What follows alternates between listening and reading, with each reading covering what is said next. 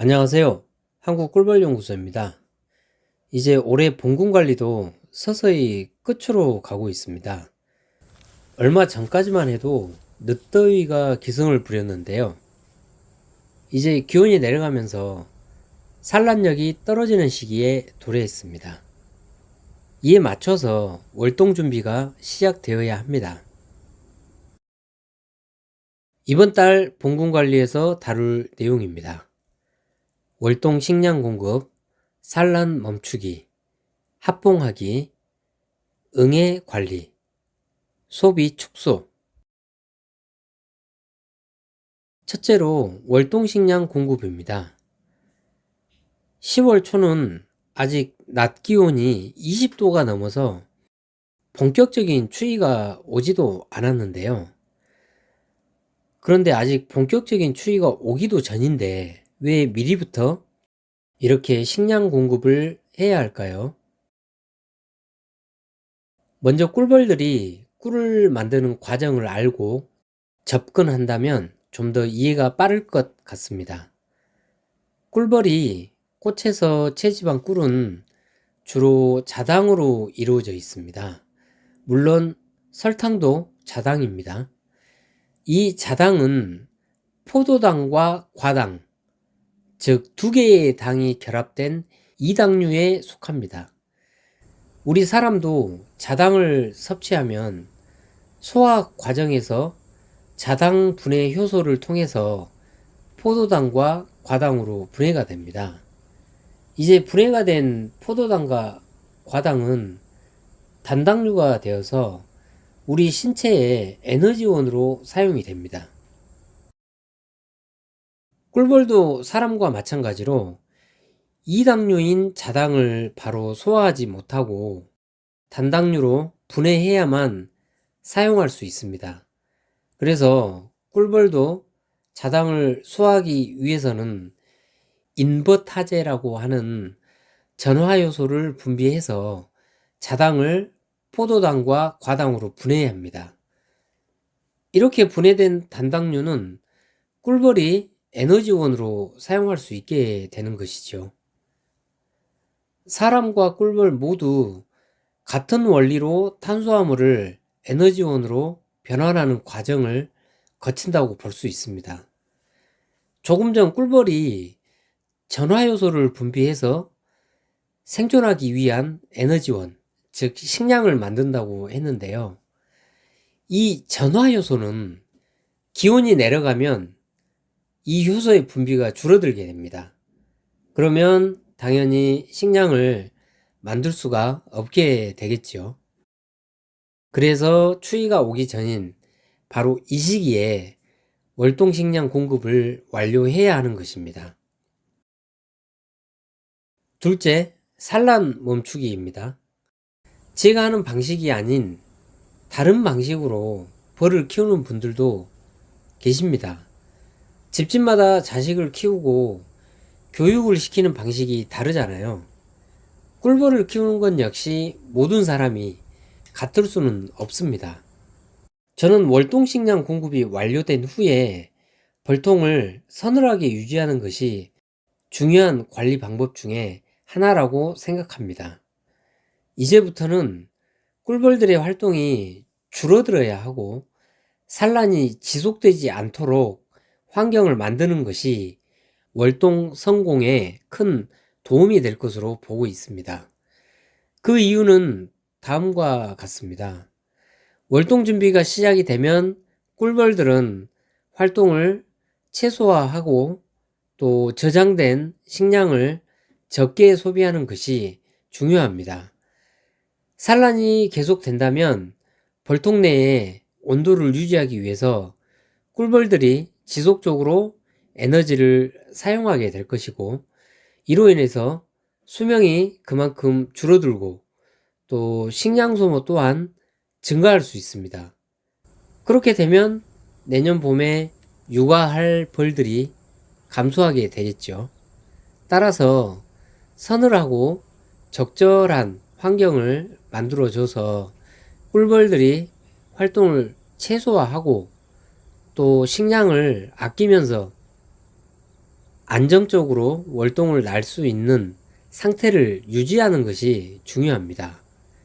월동식량 공급이 완료된 후에는 벌통을 따뜻하지 않도록 관리하는 것이 바로 산란 억제와 월동 성공의 핵심이다. 이렇게 이해하시면 되겠습니다. 셋째, 합봉하기입니다. 지금 이 시기에 분명히 여왕벌이 사라져버리고 무왕군이 된 군체가 존재하거나 또는 세력이 약한 군체가 존재할 것입니다. 이럴 경우에는 합봉을 해야 하는데요. 합봉을 하는 방식은 여러 가지가 있습니다. 대체로 많이 사용하는 방법은 프로폴리스망 합봉, 또 신문지 합봉, 속살만 합봉, 훈연 합봉, 이러한 방법들이 있죠. 어느 합봉 방법을 선택하든 상관은 없습니다. 본인이 가장 편하고 또 가장 안전하다고 생각하는 방식을 선택하면 됩니다. 중요한 것은 합봉의 메커니즘을 이해하고 진행하는 것입니다. 합봉의 메커니즘은 페로몬에 기반해서 꿀벌들의 화학적 신호를 이용하는 것인데요.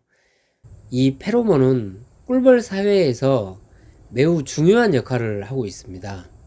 특히 여왕벌 페로몬은 한 군집에 정체성을 갖게 하고 또 그 군집 내에 질서를 잡는데 필수적인 것입니다. 좀 더 설명을 붙이자면 여왕벌은 한 군집 내에서 여왕의 페로몬을 분비를 해서 그 군집 전체에 자신의 존재를 알리게 됩니다.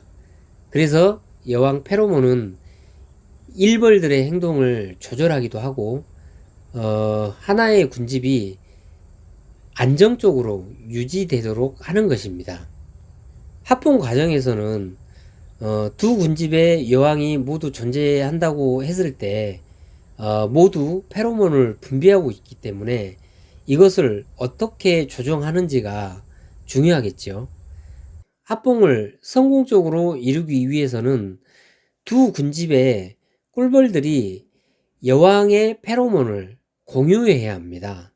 그래야 꿀벌들이 서로를 적으로 인식하지 않고 한 군집으로 통합이 될 수 있는 것입니다. 프로폴리스망 합봉이나 신문지 합봉의 경우에는 시간이 지나면서 서서히 꿀벌들이 서로의 페로몬을 섞습니다.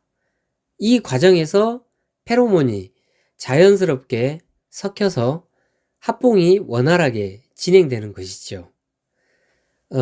또 속살만 합봉은 속살만 약재를 뿌린 후에 꿀벌들이 일시적으로 페로몬 냄새가 차단되거나 또는 변화를 시켜서 서로 적대적이지 않게 만드는 것입니다. 보통 합봉은 강한 벌통의 여왕을 남기고 약한 벌통의 여왕을 죽이는 경우가 일반적입니다. 정리하자면 합봉은 약한 벌통을 강한 벌통에 합치는 것이 좋은 선택입니다. 넷째, 응애 관리입니다. 지금 시기에 혹시 벌통 주변에 날개가 말린 벌들이 보이시나요? 그렇다면 그것들은 날개 불구병에 걸린 벌들입니다. 날개 불구병은 윙바이러스로 인해 발생하는 것인데요. 응애가 바로 이 윙바이러스를 퍼뜨리는 매개 역할을 합니다. 그래서 꿀벌들의 날개가 변형되고 비행을 할 수 없게 되는 것이죠. 응애가 꿀벌의 체액을 빨아먹는 과정에서 바로 이 윙바이러스를 전파시키는 겁니다. 비슷한 예로 들자면 모기가 말라리아나 이런 질병을 옮기는 방식과 같다라고 보면 되겠습니다. 지금은 응애 밀도를 체크하는 것이 필요한 시기입니다. 각 벌통들의 응애 밀도를 체크해서 밀도가 높다면 현재 남아있는 봉파는 모두 제거하는 것이 좋습니다. 응애는 주로 봉판에 숨어서 기생하기 때문입니다. 그리고 봉판을 제거 후에도 남아있을 응애를 제거하기 위해서 약재 처리도 병행해야 합니다. 응애 밀도를 체크하기 위해서는 약재 처리를 하는 경우에는 미리 벌통 바닥에 시트지를 깔아서 떨어지는 응애의 개체수를 확인을 할 수가 있습니다. 또는 직접 커터칼 등을 이용해서 봉판의 뚜껑을 잘라내고 털어서 확인하면 되겠습니다. 응애 밀도가 높은 상태로 월동에 들어가게 되면 당연히 월동에 실패를 하게 될 것이고 내년 봄벌은 기대하기 어렵게 됩니다. 마지막으로 소비 축소입니다. 이제 월동식량 공급이 완료된 후에 내검을 하다 보면 식량이 꽉 차 있는 소비가 존재를 할 것이고 아직 봉판이 남아있는 소비가 존재할 것입니다.